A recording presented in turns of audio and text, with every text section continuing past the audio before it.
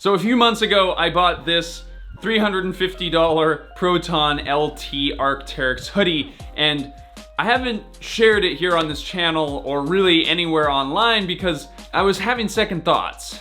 Number one, it's $350, which is kind of a lot of money for me. Number two, it's not Patagonia, which is my favorite outdoor company. And three, I kind of look like a pylon. Right? Hey team, welcome back to another Levi's Save the World Hildebrand episode, the channel where we prove that you don't need to be a hero to save the planet. Today I'm going to be talking about why I bought this $350 pylon jacket and whether or not it was the right purchase. This is the Proton LT hoodie from Arcteryx. This is an absolutely legendary piece within the outdoor clothing spectrum, and there is a good reason for its continued popularity. But we'll get into that in a minute. Now, a couple years ago, I made a video about Arcteryx on this channel, and the response was pretty interesting.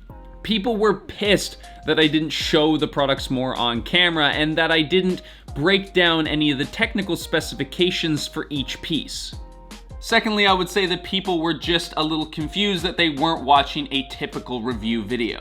In that video, I tried to break down the core values of Arcteryx as a company, and I wanted to explore the idea of that built to last mantra that we see so often in the outdoor clothing industry.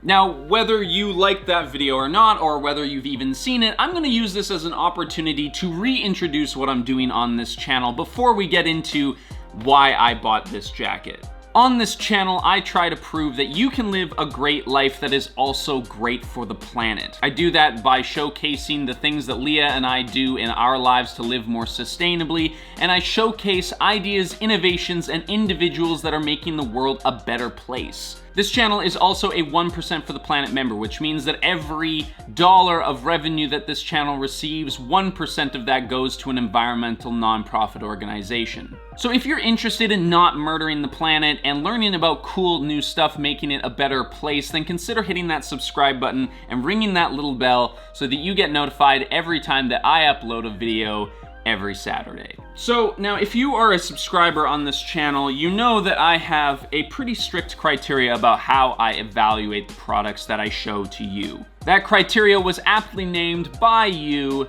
the I don't want my planet to die angle. It's still funny. I still like it. The idea being that my ideal company has to, 1, create a solid product, 2, have great branding, and number 3, have a focus on sustainability. So does this $350 high-vis vest fit that criteria? The answer is a definite yes. Let me give you some context. Now, I am a very cautious consumer. I am the kind of person who will do months of research, if not years of research, before making a purchase like this. And this was a very impulse buy for me. I had worn this jacket in the video that I mentioned previously and silently really liked it. I then proceeded to do a bunch of research and then sort of realized that a $350 hoodie was not really something I could pull off at the time. And then it came up for sale and I bought it. But you still might be saying, well, that's still a great thing, Levi. Why not? You got a hoodie, you did the research, you really like it. So what's the issue? This is the reason why. This is a Sitka hoodie, a local clothing company here in Victoria. After 5 years of really serious use and repairs and some stains that won't come out, I've designated it as a work hoodie, and I replaced it with this hoodie, which is a Patagonia equivalent of that one. It's the same color, the same style. I wanted it just to be a more flexible layer that I could wear at any time, any place. And now I have a third hoodie, a $350 third hoodie. But this is kind of what I was trying to say in my last video. Arcteryx is a very rugged outdoor clothing company, and it's very likely that most people will never actually need one of these jackets. So I don't know, is it even worthwhile to buy it at all? That is the question that my triangle is trying to help answer. So let's see how it does. There is really no doubt that this is an incredibly high quality hoodie. It's a technical mid-layer that's designed to be worn during high output activities, like wandering around in a park on a sunny afternoon. It's super lightweight, synthetically insulated, and has an outer shell that protects from wind and the rain. There's also a few technical design features that hint to its true purpose.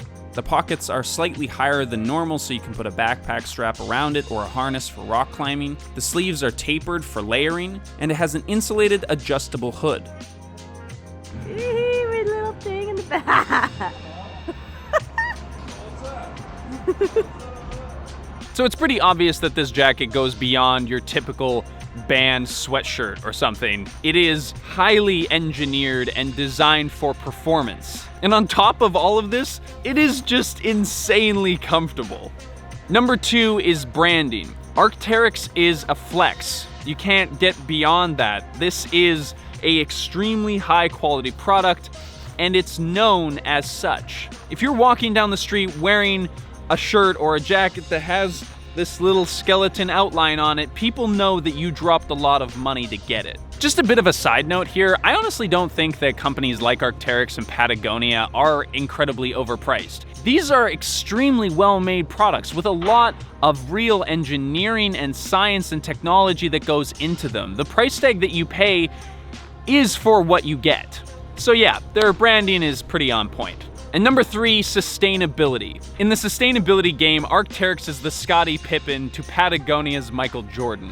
If you didn't know who Scottie Pippen was before The Last Dance came out, that is exactly what I mean. Arcteryx is an environmentally conscious company. They do a number of things that other companies don't, but they are nothing near the level of commitment that Patagonia upholds. That being said, since I made my last video about them, they have made some changes. As of Earth Day this year, Arcteryx has set some ambitious emission targets for their supply chains and their company as a whole. They have also acknowledged directly that the outdoor clothing industry is partially responsible for the environmental challenges we are facing. This transparency, along with their third-party certified commitments to better practices, is a really inspiring improvement from when I looked into them last time. They're registered with BlueSign, the Higgs Index, and they maintain a local production facility here in Vancouver that employs over 520 people. They're not a B-certified corporation or a 1% for the Planet member, but they do have a number of industry certifications for the materials and the practices that they uphold.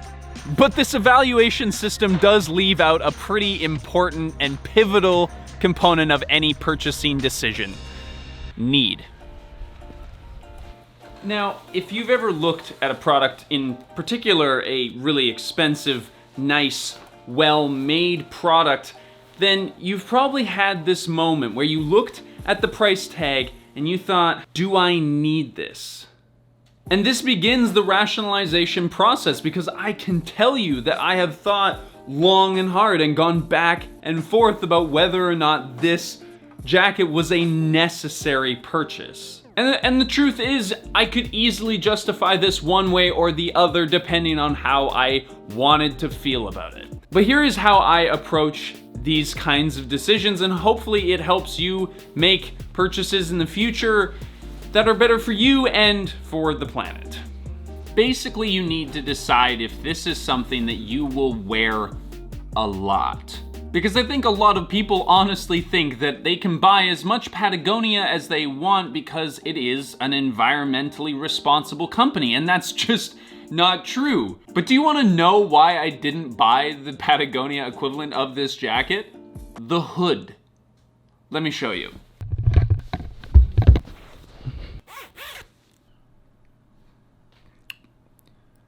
Yeah, this is the hood. If I'm gonna spend that much money on a hood, I don't want it to make me look like a penis.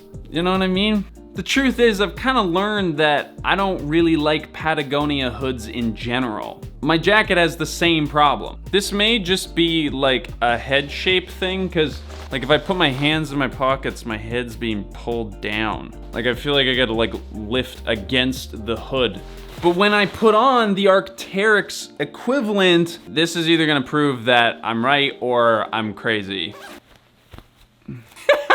It looks exactly the same. For me, a good hood, as weird as it sounds, is a deal breaker. If I don't like the hood, I'm less likely to wear it. This may seem ridiculous, but like it has a lot more loft to it. Like, I might just be a crazy person. And this is really where it gets sticky, because it is completely subjective. The thing that you love about a hoodie might be something that another person completely hates, and therefore you might wear it a lot and that person might never wear it. I know that this is not a super sexy or, you know, definitive video that's going to like sway you one way or the other, but I think it's extremely important. We spend a lot of money on clothes statistically, and clothing and apparel creates an incredible amount of waste every single year. The choices that you make as a consumer as to which brand you support makes a difference. And the choice to buy or not to buy also makes a difference. I am now the proud owner of 3 different high quality hoodies, and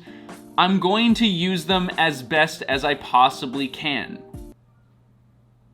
If we actually bought what we needed all the time and never what we wanted, then of course we would have more money in our pockets, more trees and natural resources left in the earth, and less crap piled up all over our house stressing us out. But the truth is, I really love this jacket. It is an incredibly comfortable, multi-purpose thing that I plan on getting a lot of use out of. It doesn't matter if it's Patagonia and the best environmental practices in the market, or the most durable and mountain-ready apparel that the market can provide. You need to know whether or not this is the right purchase for you.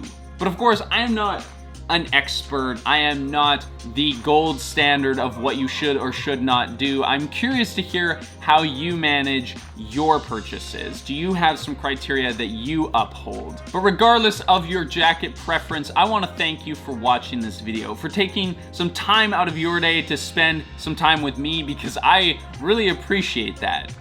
And of course, if you are subscribed to this channel and you've rung that little bell, then we will see you in the next one.